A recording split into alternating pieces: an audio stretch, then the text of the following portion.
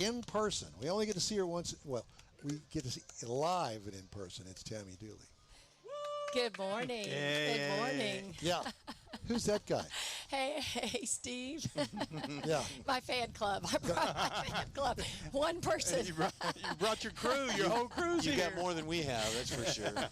So, I know that you told this story, and thank you for being with us, by the way. Oh, thank you for having me. I know you told this story about how you got to Granbury via Rick Neely in Midland, Texas. And I had forgotten about that. Yes. We meaning your husband, Mike Dooley. Yes. Well, we were working in Midland. I was out there 14 years managing a big convention center arena. And but we had a house here. So I've been here since 93. Oh. So I've always... You're a lake dweller? Not on the lake. No, we're in Pecan Plantation, golf dweller. I understand that they're expanding the golf. As if one golf course isn't enough. They went to 2, and now they're building a 3rd one. How many golf courses can you have? Well, we have a lot of golfers, and to hear the golfers talk about it, never enough. Yeah, Exactly. Sure. Always need a new course to go to. It's like a hot rod. You never need, So with That's right. the 3rd course, the green fees and playing it round, now up to $400, $500 for 18 holes. No. No, you got to go to La Cantera or something like that in San Antonio. No, it's very affordable. That's why so many people come here. And so That's not the only reason. yeah, that's not the only reason. So so Rick and I knew each other when I was out in Midland, and we worked on some car events, and then the city of Granbury hired me when we sold our company, and one of the first people to call me is Rick Neely. He said, well, I put on the Lone Star Street Rod in Granbury, and I was like, you've got to be kidding me. You can't get away from him. Yeah, get away from him. Now, is he friends with your husband, Mike? Oh yeah, they work together out there too. Yeah, we were all in the same industry. Wow. Well, so we're kind of part of this. Yes, absolutely. Well, when you do Maybe not. Maybe not. Not after today. No. When you do events like this, and I know we talked about this once before. This is all about cars and automobiles, and it's a reunion for them, and we love it. But every weekend is a different type of event here in Granbury. So, one weekend we're all about rodeo cowboys, and everything's about Hood County Stampede, or or 4th of July hometown parade and fireworks, whatever it is. It just happens constantly here. And, perfect segue, we're the celebration capital of Texas. So we Wait a minute, just blow that off. No. Where did that title come from? That's a great story. In I guess it was about 10. No. When I was born. No. I want to say like 22. I started exploring why we were not designated. We did not have a place moniker, which is about 100 cities in Texas have those. It can be anything. A place moniker. Yes, it's a designation that says who you really are as a community. So I started looking into it and couldn't believe Granbury didn't have one, because we could be so many things, right? And so, long story short, you have to go through the legislature to make this happen. It has to be sponsored by a senator and carried through the process, by a rep. And so we pulled the whole community together and said, who are we? And, you can't be one of the other 100 names. True. Very So true. you have to rule all those out, and then you have to really establish who you are. And, a lot of people, they have something like the pickle capital in Mansfield, Right, or, whatever. I always say that it's unfair if you have a vegetable or a fruit, because that's just, obvious. And you're asking for trouble with Don Armstrong. That's what you're asking for. Right. And if you're very smart, you pick something that represents all year and not right. one day. Not harvest season for the Yes. Strawberry Festival in Poteet or something like that. Exactly. So see, those, and people recognize those. So we formed anyone who wanted to be part of it came together. We had brainstorming sessions. We talked. We narrowed it down to like 3 different things. And the thing that kept coming back was festivals and events, because we do more than our fair share for a city this size. And this lady that, in the room, her name's Stacy Howell, worked for an air conditioning company, says, well, what about celebration? And you literally could have heard a pin drop, and everybody said, that's it, because we could have been the Monarch Butterfly Capital. There's so many things we could have been. But anyway, that was it, because people come to Granbury to celebrate everything. And so we went through the process with the legislature, and Shelby Slauson, our representative, carried it through, and we are officially now, since 23, the celebration capital of Texas. And literally people called us and said they were so jealous. Why didn't they think of that? And You took our name. yeah, one of my friends in McAllen called and said, they do a lot of festivals, and they said, that's just not right. We're the celebration capital. And I said, no, you're the South Pole of Texas, and you're stuck with that forever. Pickle factory, yeah. Take that. Let me rub it in a little bit. But they were just, congratulating us, but also. We're going to Yeah, celebrate jealous. you didn't get the name. But like Mineral Wells is the wellness capital. All the different cities are different things, and so I actually help cities sometimes when they're not they don't have an identity, and I explain to them the process of how you go about it, and it's cool to see somebody get that designation. Yeah, Yeah. perfect. Why does Lone Star Street Rod Association keep coming back here? Well, I think there's a lot of reasons. And again, they've been here 10 years. So I was fortunate when I started working here that they were already here. They, I believe, they came from Fredericksburg on their last city. It's all about how you treat an event. You can promise them the moon to get them here, but if you do not continually let them know how valued they are, then And deliver. then they can go anywhere they want to go. And we recognize that. We never take it for granted that they're here, or with any other event we have. We know that they have choices. So we do a lot of things to incentivize them. We offer all the services we're capable of, like, making sure the park is pretty and making sure that It's available. They have first ride on this date every year. And we actually have, if you saw, there's a farmer's market up at the Langdon grounds. They had contracted this throughout the whole summer, and when they contracted it with us, we said, that's great, but you cannot be there this weekend, because this weekend is all about Lone Star Street Already Ride. set So up. it takes a commitment from our city and our staff to make sure that people like this are their legacy events, they're protected. We supply extra things for them, like the porta potties and all the different things. The little necessities. Yeah. Yeah, I heard that Rick was talking about a meeting that y'all had on Friday to talk about things and getting the local businesses involved in it. True. We have a unique event we do every Friday. It's called Rise and Grind. And it is probably the best thing we do for our community. When I started here, the complaint I kept getting was nobody knows what's going on. Like, these events are still happening, but nobody knows what's going on. So the locals don't know. The locals, which events are coming. exactly, or they hear about them after or the week of or something, and they're, I've always said it's all about communication. So we started this little event. It was a Friday morning get together, 9 o'clock. Everyone's invited, visitors, residents, businesses, especially events to promote themselves. And they're all invited. It's free. A different sponsor is every week brings donuts or something, and then we have 2 sponsors that take care of coffee and water, so it doesn't cost us anything. And we started with like 8 people, and we have been doing this every Friday since 2019.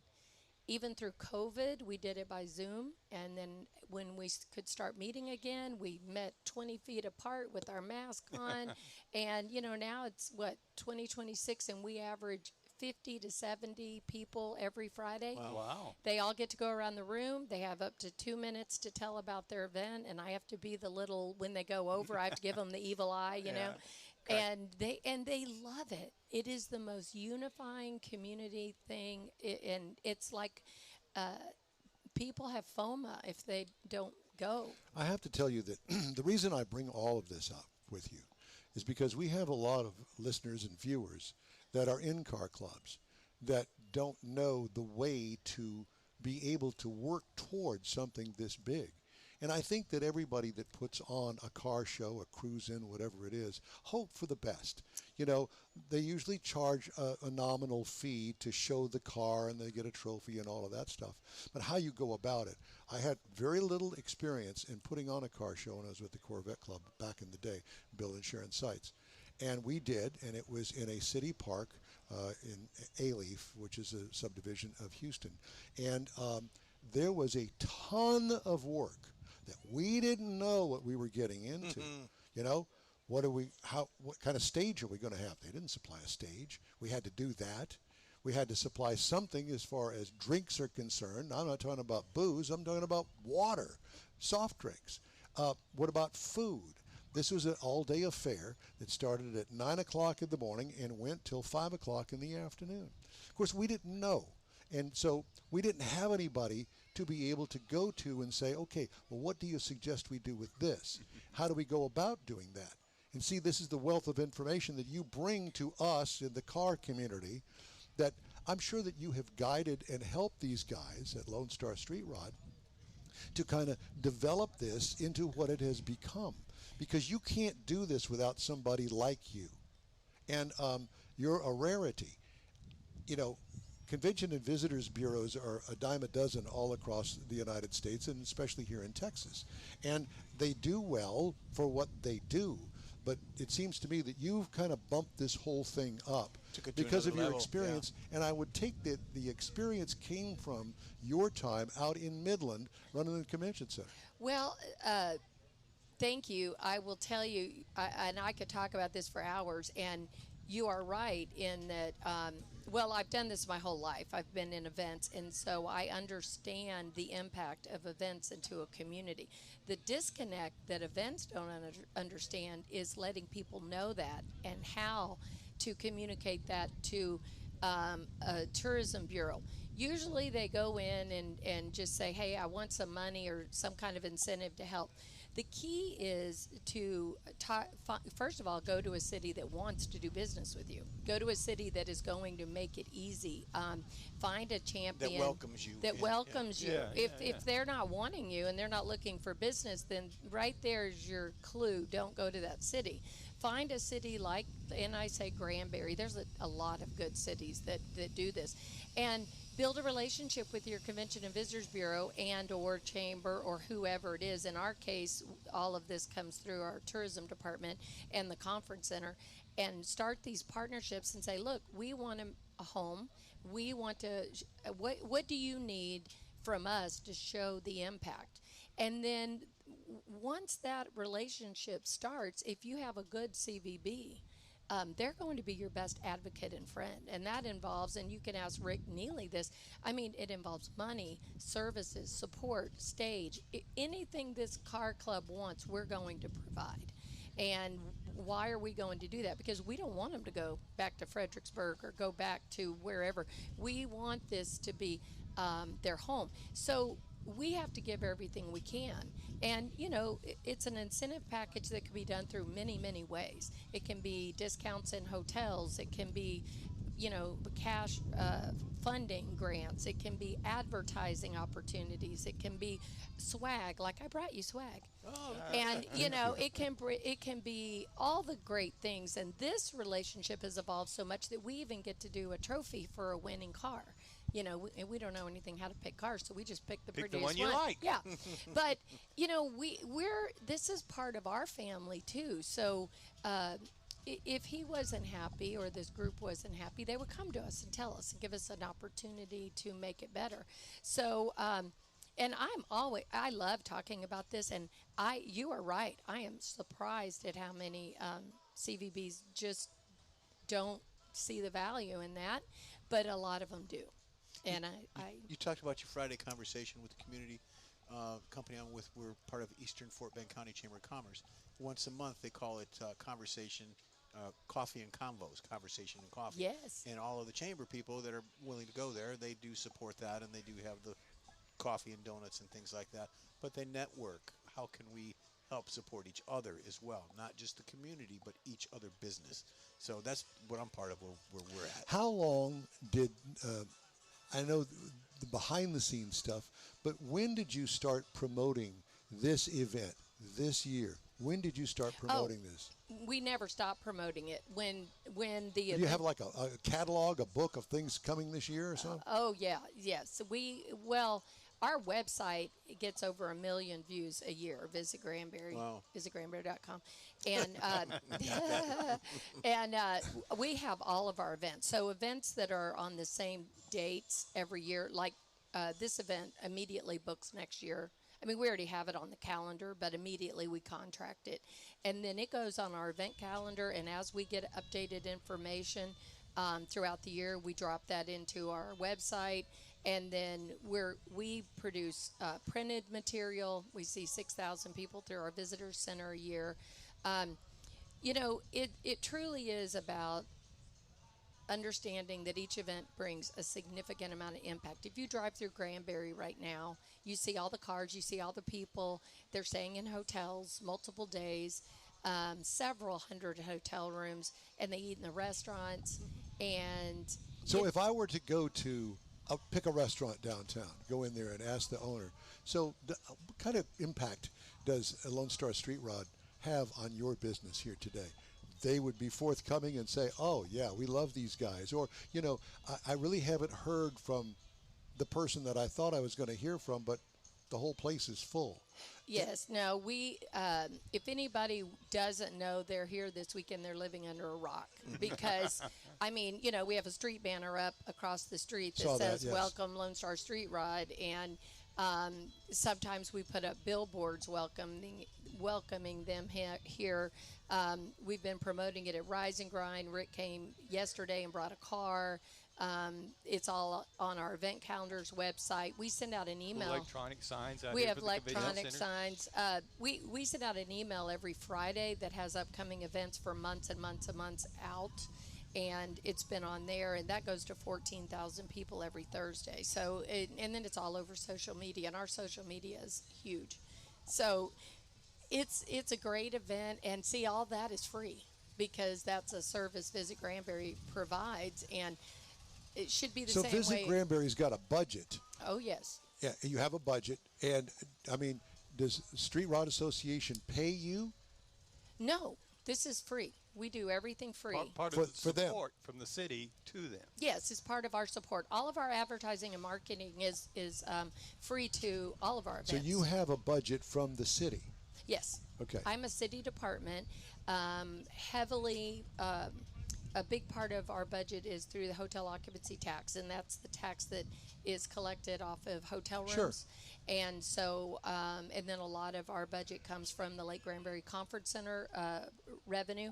And then the city also realizes the value of the impact of tourism, so they actually do general fund transfers. So I operate about a $2.7 million budget, which, is public knowledge. So that money is to generate tourism right Which back. generates revenue to, Joe's Bar and Grill Right. and the Piccadilly Cafeteria and whatever. Whatever. And our return on that, our total direct travel spending revenue back, according to the state of Texas, through Travel Texas, is $58 million. So we're investing 2.7 To get 58. And our direct travel impact back into the community is 58 million. And in the county, it's 80 million. So when you can speak to the truth to those numbers to your community and your events, then show what they do. They take on a whole different language, Exactly. don't they? That's how you speak tourism to a community, and that is the Well, strength of events. But it's a great destination. You got a huge lake here that runs, I think, all the way from the South Pole to the North Pole. Yes. And 21, 22 miles. 28 miles. 28 28 miles. miles. There's a It's song, grown. 26 miles going across the sea. Anyway, we love talking to you. And thank you for having us, as you always do. We appreciate you. And a great event, and we love coming. And it's a great story to tell. And I don't know, I'm hoping that our car club members and people that are interested in this sort of thing gain some knowledge from what you had to say about how to go about things like this. Well, if anyone ever wants to ask that, I am happy to have that discussion. I just finished my year as president of the Texas Association of Fairs and Events. And I was fortunate enough to be president over all the events in Texas and fairs, and including Montgomery County Fair, my good friends down there. And so it was really cool. And so I am an event lover, and I just realized that. So if anyone ever needs help with event advice, give us a call, or our association, someone will come And out. don't try to get her at home on the weekend because she ain't there. No, playing golf. That's Probably it. playing golf. Tammy Dooley, we love you. Thank you. Thank you We so much. appreciate you. Thank Yeah. you, guys. Thank you, guys. Thank you. Okay, you're invited to join us next week for our live show, 10 to noon Central Time. Listen and watch on inwilltime.com, Facebook, and YouTube. If you miss it, you'll be able to connect through a podcast from your favorite podcast channel anytime. In Will Time continues from Hewlett Park and the Lone Star Street Rod Association here in Granbury right after this. Stay with us. The Tex-Mex dining experience is defined by Loopy Tortilla, your destination for Texas's best beef fajitas and frozen margaritas. Since 1983, Loopy Tortilla has served authentic and time-tested recipes made with the freshest ingredients. Atmosphere is part of the award-winning experience at Loopy Tortilla, all developed in a little house near Highway 6 and I-10 in Houston.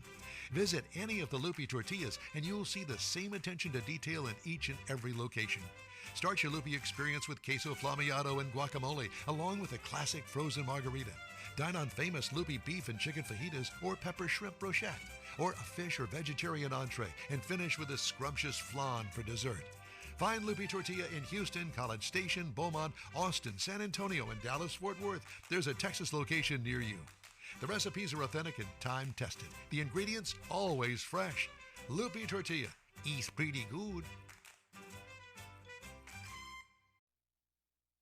Join the In Wheel Time Car Talk Show as we hit the road for a live broadcast from the 51st Annual Lone Star Street Rod Association State Run at Hewlett Park in Granbury. This once-a-year rolling car collection takes place June 12th through the 14th. Check out hundreds of classic street rods, vendors, giveaways, awards, and family fun. Best of all, spectator admission is absolutely free.